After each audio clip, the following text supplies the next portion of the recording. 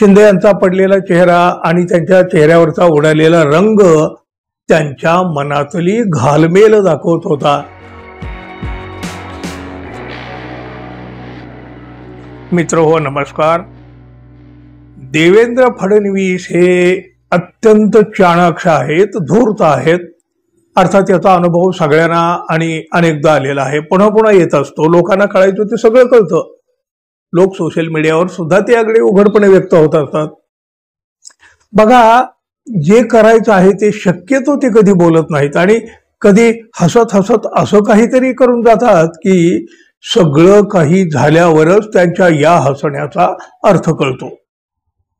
अहो, भर सभागृहामध्ये देवेंद्र फडणवीस यांनी उद्धव ठाकरे यांना भाजपसोबत येण्याची ऑफर दिली। अर्थात ती हसत खेळत दिली असली तरी राज्याच्या राजकारणामध्ये एक नवी चर्चा तर सुरू झाली। म्हणजे खरं तर बघा, देवेंद्र फडणवीस यांनी सभागृहामध्ये ही ऑफर दिली तेव्हा एकनाथ शिंदे सुद्धा तिथं उपस्थित होते। यावेळी एकनाथ शिंदे यांचा पडलेला चेहरा त्यांना नाही लपवता आला हो। फडणवीस यांनी दिलेली ही ऑफर उद्धव ठाकरे यांनी गंभीरपणे घेतली नाही, पण तरीही पडद्यामागं काही शिजतंय का असा प्रश्न मात्र अनेकांना पडला।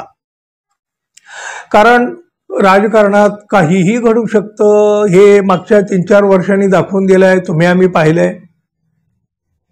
यायचं असेल तर बघा, स्कोप आहे ते आपण वेगळ्या पद्धतीनं बोलू।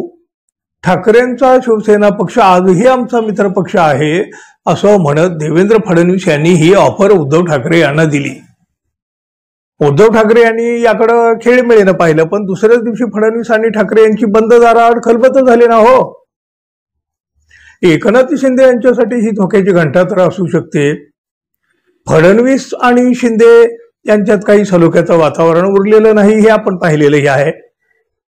एकनाथ शिंदे गटाचे आमदार आणि काही मंत्री वादग्रस्त ठरलेले आहेत आणि त्यामध्ये ठाकरे फडणवीस यांच्यातली ही वाढती जवळीक। एकनाथ शिंदे यांच्या टेन्शन वाढवणाऱ्या या सगळ्या घटना आहेत, त्यांच्यासाठी ही धोक्याची घंटा असल्याचं देखील मानलं जाऊ लागलं आहे।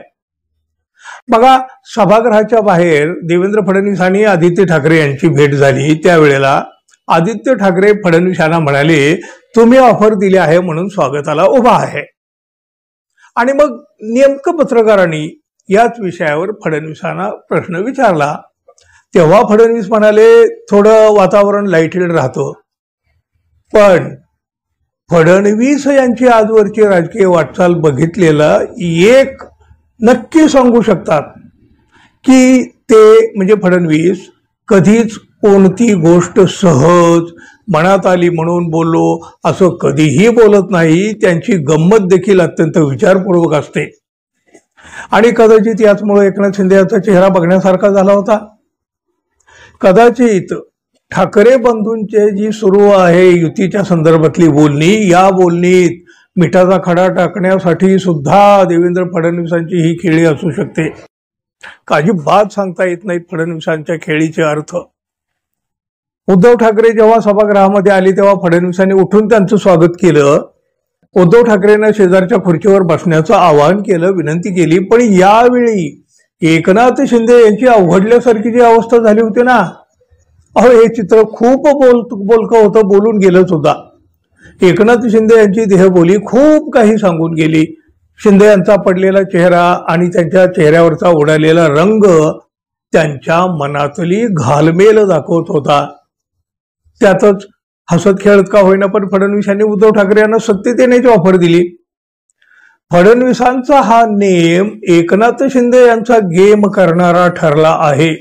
त्यानंतर ठाकरे फडणवीस यांची झालेली गुप्त भेट एकनाथ शिंदे यांच्या चिंतेची ही भेट सुद्धा बनलेली आहे।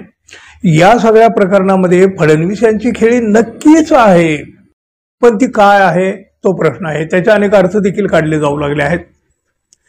मित्रांनो, या सगळ्या प्रकरणामध्ये तुम्ही कोणता अर्थ काढत आहात? तुम्हाला यातून आगामी म्हणजे भविष्यातील राजकारण कुठल्या दिशेने जाताना दिसत आहे? जरूर सांगा, जरूर व्यक्त व्हा।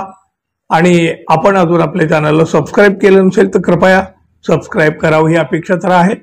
धन्यवाद, पुन्हा भेटू, तोपर्यंत नमस्कार।